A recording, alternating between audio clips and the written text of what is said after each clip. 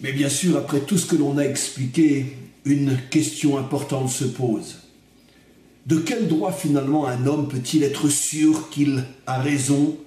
Comment un homme peut-il être certain que sa décision est bonne, que son action est bonne? Peut-être se trompe-t-il véritablement? Alors quel est le critère? Quel est le choix? Finalement, imaginons que Mordechai n'aurait pas réussi. Il était la cause première, directe, la seule cause de l'extermination de tout le peuple juif. Et Mordechai ne pouvait en aucun cas être sûr et certain qu'il allait réussir et que le maître du monde serait avec lui.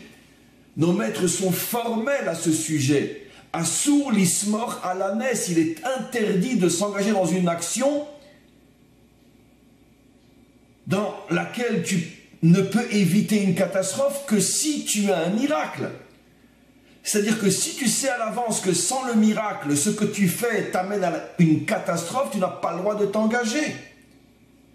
Alors comment Mordechai peut-il prendre le risque de mettre tout le peuple juif en danger pour détruire le doute représenté par Amalek, par Aman, et si Dieu ne lui fait pas de miracle? Et pour chacun d'entre nous, la question reste la même. Peut-être est-il normal d'avoir des doutes, peut-être c'est une forme, une preuve d'humilité. Peut-être que seul l'orgueilleux, celui qui est imbu de lui-même, est toujours sûr d'avoir raison, et avance et défonce. La réponse à cette question est extrêmement, extrêmement, extrêmement vaste, immense, profonde.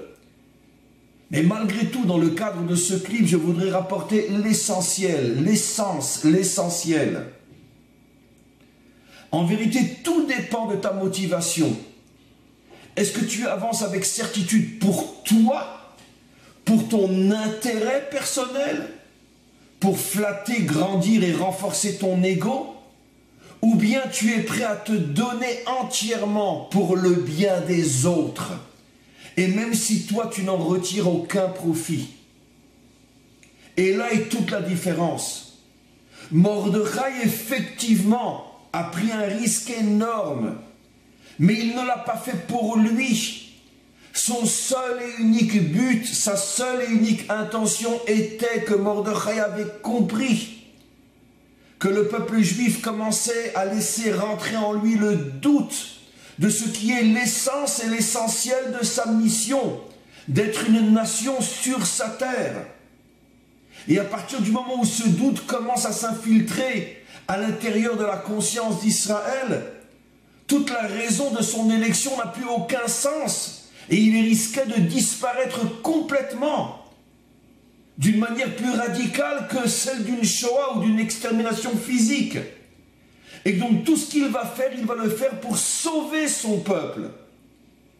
Il n'a aucune intention et aucun intérêt personnel. Et dans ce cas-là, il a le droit et le devoir d'aller jusqu'au bout de sa décision quand il le fait pour les autres.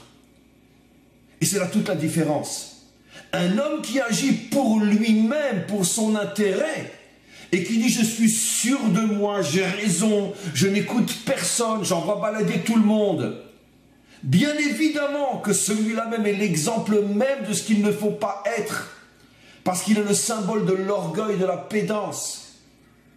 Mais lorsqu'un homme dit « je suis sûr, j'avance, je n'ai aucun doute, j'irai jusqu'au bout de ma décision », parce que je n'ai aucun intérêt personnel dans ma décision. Je ne le fais que et uniquement que pour sauver les autres.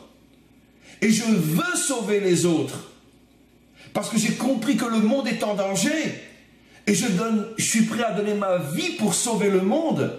À ce moment-là, Hachem l'aide et il réussit. Et il va jusqu'au bout. Et il arrive à anéantir le danger, à anéantir le mal. À notre niveau, nous devons comprendre la même chose. Toute décision que nous prenons, toute action que nous entreprenons, mais dont la finalité, c'est de servir ses propres intérêts, la motivation réelle n'est que l'ego, et la certitude nous met peut-être encore plus en danger. Mais lorsque j'agis dans ce monde, afin d'apporter ma pierre à la construction de ce monde, et chacun à son niveau, Je m'investis dans telle ou telle bonne action. Je prends le temps d'aider telle ou telle personne. Je donne ce que je peux dans mon temps, dans mon savoir, dans mon argent, dans mes forces, dans le but d'apporter du bien aux autres. Dans ce domaine précis, je dois savoir qu'il est absolument interdit de laisser le doute s'installer dans mes choix, que je dois foncer et défoncer, aller jusqu'au bout et être sûr et certain que Hachem m'aidera. Be'ezrat Hachem, qu'on ait la force de prendre sur soi, d'être des constructeurs de ce monde, de n'avoir peur de rien, d'être rempli de certitude, d'avancer, de foncer et de défoncer tous les obstacles.